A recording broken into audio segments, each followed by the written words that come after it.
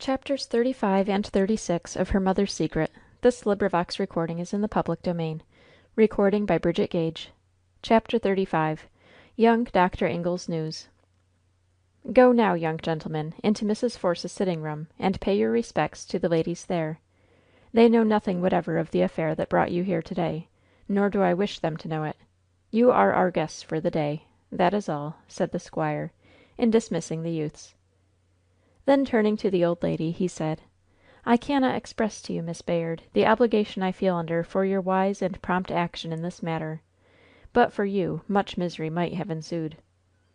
"Lord, squire, I did no more than what might have been expected of me, one of my descent," complacently replied Miss Sibby, as she bowed and sailed out of the office. To be sure," assented the amiable master of Mondreer. "I wonder," whispered Leonidas Force, as he linked his arm in that of Roland Bayard, and they passed along the hall together, "I do wonder if it is characteristic of a lady of high descent to open the envelope of a letter left on her mantelpiece and take out the letter. I wonder, further, if it were not a breach of the law, and what the lawyers call 'actionable.'" "I think not," laughed Roland. "She acted in the cause of law, peace and justice. I don't think you could get any judge, jury, or even county magistrate to see it in any other light."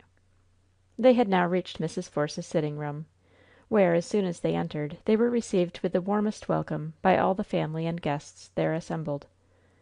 Miss Sibby had already resumed her seat in the most comfortable armchair the room could boast. There were present Mrs. Force, Mrs. Anglesea, Miss Bayard, and the two little girls, who had just come in. Odalite was not there. "Come here, my fine, young sailor lad. I haven't seen sight of you since the rumpus in the church. Wasn't that a circus? Come here and sit by me," said the lady from Wild Cats', making room on the sofa for Roland Bayard, who, with a smile and a bow, immediately placed himself beside her. What else could a gentleman do? "How is Odalite, auntie, dear?" inquired Le, seating himself just behind Mrs. Force's chair and leaning over its back. "She is much better and brighter than she has been for many weeks past," replied the lady. "Indeed! I am very glad to hear it, auntie. There is something about Odalite that I cannot understand. I came home finding her engaged to be married, of her own free will, and yet utterly wretched to the verge of madness. And now that the wedding has been publicly broken off in a manner reflecting the deepest disgrace upon the bridegroom, you say she is brighter and happier than she has been for many weeks," said Le, in a very low voice, still leaning over the back of the lady's chair and speaking in her ear. "Yes, she is so. But hush, dear boy! This is not the place to discuss Odalite. Besides, it is not polite to whisper in company," said Mrs. Force, with a smile at the quoted commonplace. Le lifted his head and took his elbows off the lady's chair, only to see his two young cousins, Wynnette and Elva, standing on each side of him. He caught them both, the one in his right arm, the other in his left, and drew them to his side. "We are so glad you have come back, Le. We missed you so awfully yesterday. Wynnette and I did," said Elva. "Yes, the house was as dull as ditch water. I mean, the mansion was excessively melancholy," added Wynnette. "I am sorry to hear that. And all on account of my absence?" laughingly inquired Leonidas. "Largely, at any rate." "My darlings," said Mrs. Force, "I thought you were in the schoolroom, busy with Miss Meeke in dressing dolls for the Sunday school Christmas tree." "So we were, mamma. But Dr. Ingle came, and we all went down into the drawing room to see him," replied Elva. "He always does cry for her I mean inquire for Miss Meeke, and she always goes down to see him, and makes us go down with her. And he doesn't like it at all, and neither do we. Why, the other evening, when he came just after tea, when you had a headache, and Odalite was sitting with you, and we were in the drawing room with Miss Meeke, after a little while, he said: 'Do you not think that it is very unhealthy for children to sit up so late?' And she laughed and said: 'Their regular bedtime is 9 o'clock. It is not yet 7.' And it is always so. He always looks at us as if he was saying to himself: 'Two is company, four is trumpery.' But this time, thank goodness, we happened to hear Le's voice in the hall, and we skedaddled we left the drawing room and came in here, mamma, dear," said Wynnette. "What did Ingle talk about, or find to talk about while you two were hanging around him like a wet blanket?" inquired Le, who often amused himself at Wynnette's expense. "Oh, not much. He couldn't make love to Nat right before our four looking eyes. I mean he couldn't pay his addresses to Miss Meeke in our presence. Neither could he talk to Nat about old Col. Notley's gout, or old Mrs. Gough's dropsy, like he does to mamma. I mean, he could not discuss medical science with Miss Meeke as he might with a matronly lady, and so there wasn't much to talk about," said Wynnette. "Oh, don't you remember? He said that Col. Anglesea had gone?" inquired Elva. "Gone!" echoed Le and Mrs. Force, in one voice. "Oh, yes," replied Wynnette. "The horrid beast has made tracks, vamoosed the ranch, absquatulated, that is to say, Col. Anglesea, Heics, and all the rest of it, has taken his final departure." "Thank Heaven!" earnestly breathed Mrs. Force. "But is it certain, Wynnette?" she almost immediately inquired. "I think so. Dr. Ingle met him, in traveling dress, at the railway station, when he took a through ticket to Washington, and said that he was en route for New York, and meant to sail on the Scotia for Liverpool next Saturday. His trumpery was to be sent after him by to night's express."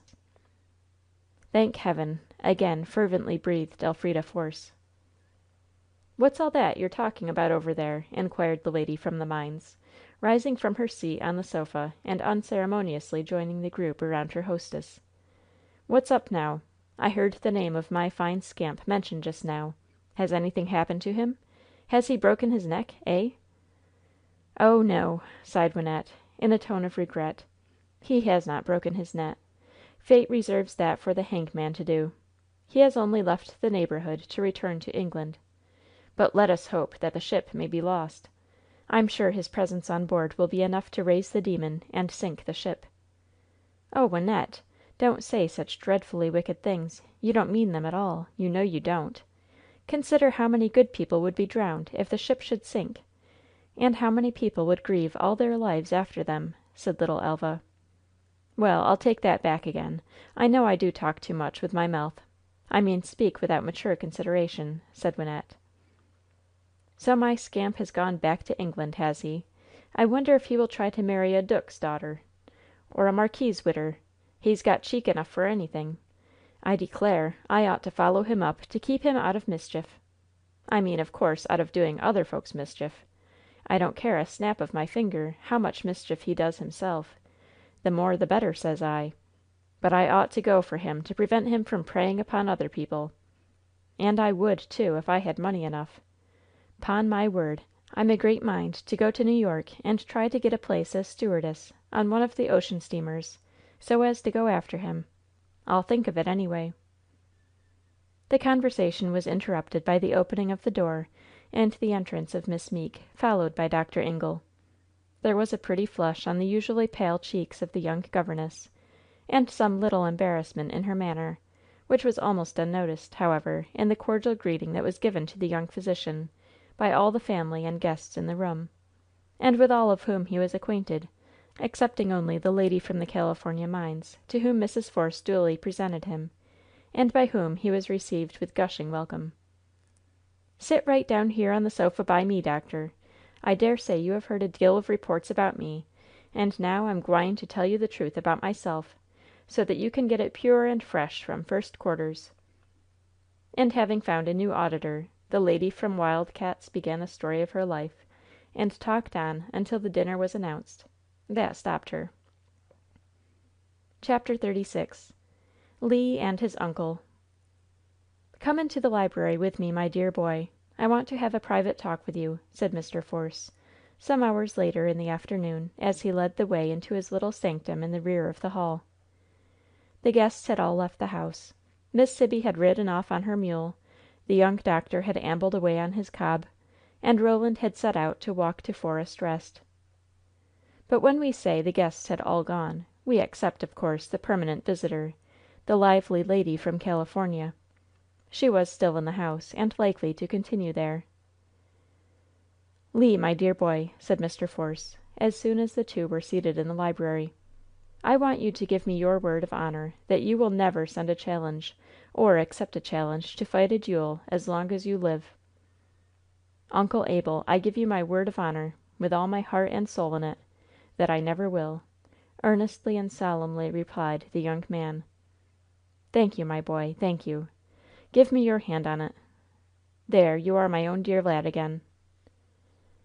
"Uncle Abel, you must think very badly of me for my madness and folly." "No, I do not, Le. No, I do not, dear lad. I know that your wrongs and your temptations were almost more than the spirit of man could bear, especially the spirit of a young man, and I thank the Heavenly Father that you have been saved from sin and delivered from danger," gravely replied Abel Force, reverently bowing his head. "Uncle, I wish to make a full confession to you now, to open my soul to you, as if you were my father, as in reality you always have been in care and affection." "Go on, dear lad. You can say nothing, I am sure, that I shall not be glad to hear." "Well, then, Uncle Abel, I must tell you that after I had sent that challenge to Col. Anglesea, I went home to Greenbushes, and passed the most miserable night I ever spent in my whole life." "I do not doubt it, lad." "Heaven knows that it was not from cowardice. Who ever accused, or dreamed of accusing, any force of cowardice? We have no experimental knowledge of the meaning of that word," said Abel Force. "No, we have not. It was not the thought of death, then, for I could meet death or deal death in the cause of duty. No, it was the foreshadowing of a great remorse. It began with the feeling that I could not, dared not, pray last night." "Dear lad, but you can pray to night, Le." "Yes, I can pray and give thanks to night." "And now you are my own dear son again, Le." "Oh, Uncle Abel, if I might, indeed, be your son again! If I might be reinstated in the position, the happiness, I once enjoyed in my relations, present and prospective, with you and your family."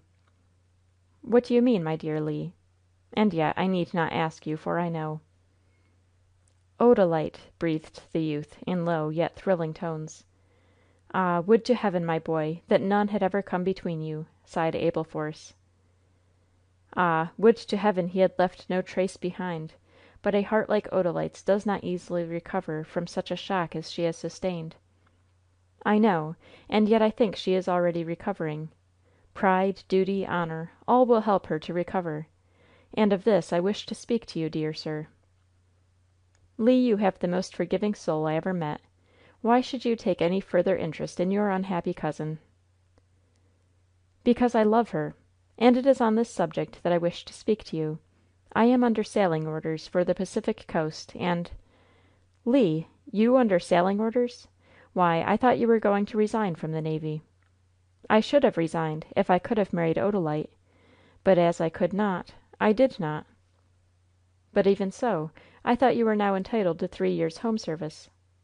"So I was; but I could not rest after I thought I had lost Odalite, and so I applied for sailing orders on the week before Odalite was to have been married. I received them 1 hour ago. They came on the evening mail. If I had happened to be at Greenbushes I should not have got the letter so soon, for you know my mail was always sent with yours, and I have never changed the address." "And when do you go, Le?" "I must join my ship at New York on the 4th of January. I must leave here on the 2nd." "The day after New Year's Day. That is very sudden." "Yes, and I do regret it. If I had known, if I could have foreseen events, I should have carried out my first intentions and resigned from the service, instead of applying for sailing orders. But now that I have applied, and have received them, I must go, much as I regret to do so. I must not seem to trifle with the department, or shirk my duty." "Certainly not, lad. And, under present circumstances, perhaps it is best that you go. You and Odalite are young, lad, and can well afford to wait a little longer. When you return from your voyage, Le, the disgraceful drama which has been enacted by this man Anglesea will have been forgotten. Odalite will have long recovered the shock to her spirit, and will be in a better condition to listen to a proposal from you, which it would be indiscreet, to say the least, for you to make her at present." "I see that, sir. I feel it, and that reconciles me to the idea of going to sea again. The utmost favor I plead for now is that you will permit me to see Odalite, to have a private interview with her. I shall not wound her by hinting at the hope hidden in the bottom of my heart, the hope of winning her hand some day; but I wish to ask her to correspond with me during my absence, as with a trusted relation or a true brother. "Do you think, sir, that there can be any objection to my making such a request of my cousin?" "None whatever, my dear boy. You have my fullest approval of your course, and my warmest wishes for your success. Thank you, Uncle Abel." "And we will yet hope that the dream of your love and of my ambition may be fulfilled in the union of yourself and Odalite in a happy marriage, and the consolidation of Mondreer and Greenbushes in one great manor." "May Heaven grant it, Uncle Abel! But, my boy, I wish you to speak to Odalite's mother also on this subject. She must be taken into our counsels." "Oh, most certainly. I shall speak to Aunt Elfrida. But I wish to speak to Odalite first of all. I have not seen her since I saw her at the altar of All Faith Church on that broken wedding day. Why does she seclude herself so strictly? She is not indisposed. Aunt Elfrida told me she was better and brighter than she had been for many weeks." "Why, then, does she keep her room?" inquired Le. "I think, my dear lad, that she is indisposed, in one sense, at least. Very much indisposed to meet a mixed company. She joined us yesterday, both at dinner and at tea." "But I was not here!" exclaimed Le. "No, you were not here, or you would have seen her. To day she has kept her room to avoid our visitors. It is a very natural reserve, under the circumstances, as you must admit, Le." "Yes; but now they have all gone. Will she be in the parlor this evening, do you suppose?" "No, my lad. I asked that question of her mother, who told me that Odalite was busily engaged and much interested in making things for the Sunday school Christmas tree, and so would not come down this evening. But, Le, you may see her to morrow morning. You will stay all night here, of course," said Mr. Force. "I believe they will expect me home at Greenbushes to night. But, after all, they are too much accustomed to my eccentric comings and goings to be the least uneasy at my absence, so I think I will please myself and stay, thank you, Uncle Abel," replied the youth. "That is settled, then," said Mr. Force, as he arose to lead the way back to the drawing room. CHAPTER XXXVII